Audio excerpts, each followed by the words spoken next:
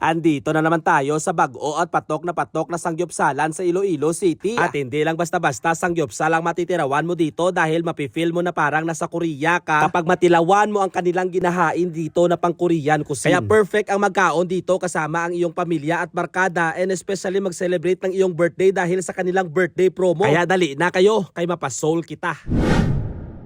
Located lang dito sa sulod ng SM City, Mandurriao, Iloilo ang bago at patok na Seoul Korean Grill Plus Cuisine. Andito lang siya located sa left side ng SM City. Malapit mala sa may Jollibee at sa tabok lang siya guys ng rib shop. Maganda ang kanilang sangyupsalan dito dahil wala nagainaso ang palibot. And of course matinlo kag mabugnaw dahil sa makusog nilang aircon. So dito kami nagkaon kasama yung barkada para maka-avail kami guys ng kanilang birthday promo na 3+1. Libre at unlimited yung kaon mo dito basta birthday mo. Magsasama ka lang ng tatlo na mag-unlimited diners. And of course, papakita mo yung ID mo na proof na birthday mo, gidman. Baka bla, tikol mo sila.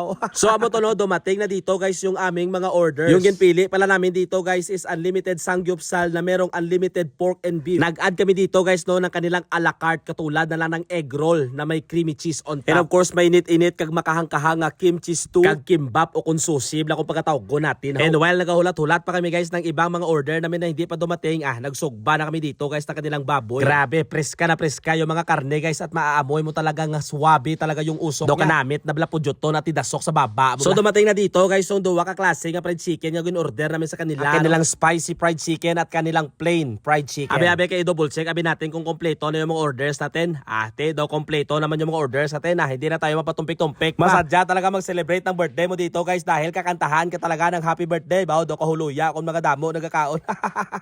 Happy birthday friend. And while ginaluto-luto pa dito guys no ang mga beef kag pork tilawan abi natin yung kanilang original fried chicken dito. No lang natin yan guys sa kanilang special na sausawan at abaw nagaragumo man dito yung kanilang fried chicken ba dugangan parang mananam na sausawan sos kampiyon gen. Abi kailan tawin abi natin si Ma'am Shebe kung paano siya magkaon guys ng kanilang samgyupsal ginlagay na niya guys sa sausaw at dadasok niya sa baba niya baw kaigo na. Next in line ang kimbap no lang natin yan guys sa kanilang special na sausawan at idasok baw medyo blurred lang pagkatira guys to para hindi nyo makita abla ko na paano mag-create Ma'am Shi.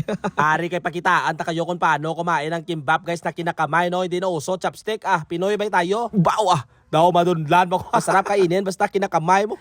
Next in line ang kanilang egg roll na ito kagina guys yung binubuan ng creamy cheese on top. Labaw pagkatikim ko dito daw nakalimutan ko nga itlog gali yung kinain ko ba. So tirawan naman natin guys yung kanilang kimchi stew na ito yung kimchi guys na makikita mo na may mga karne yan sa loob guys at may nakapatong pa na tawagan sa puti nga na tofu. So makahang pa lang sabor nito guys no. Gintistingan ko dito nga kanon nagainit-init pa.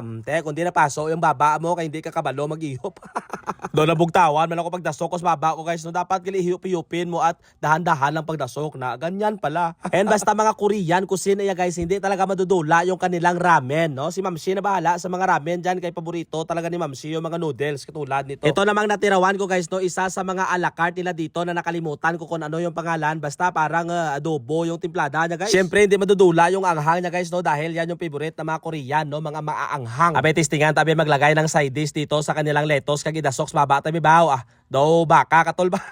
Magluwas sa kanilang egg roll guys na may creamy cheese on top. Meron sila ditong itlog din guys no na nakalagay sa bowl bala. Nakalimutan ko kung ano yung pangalan na tawag nila dito basta itlog yan guys no nakaloob sa may bowl na yan. And syempre basta noodles at mga pasta paborito talaga ni Ma'am Shi na yan no. Kaya si Ma'am Shi na dito nag-ubos ng mga pansit. And syempre since unlimited dito guys ang kanilang pork and beef pag gusto ka request kapag maubos na yung karne mo mag-request ka lang kagad kay dulong nila kagad. Bahala na kayo sa mga baboy kaya ko lang di bahala maghigop na marimi. Siyempre hindi sulit guys no kapag hindi tayo makatiraw ng kanilang K-spicy or kanilang spicy na fried chicken no. Napakasulit dahil kahangin man. Pero danay pa kay kagina pa ko nagigigil dito guys no. Ito talaga yung kahinaan ko kapag kumain sa mga sosyal na restaurant kapag may chopstick. Kaya pinangtusok-tusok ko na lang dito guys yung mga prutas sa may salad nila. Timan. Simple lang. So kung malapit na yung birthday mo guys, alam mo na yung diskarte kung paano ka makakaon ng libre dito sa Seoul Maganap ka lang tatlo mga tropa kay lilibre mo At least libre man yung kaon mo. Ano pang hinihintay nyo? Kung gusto nyo maka-experience kumain dito, i-share mo na lang itong video tapos itag mo yung tropa mo pabati-bati ka sa kanya. Malay mo lilibre ka niya.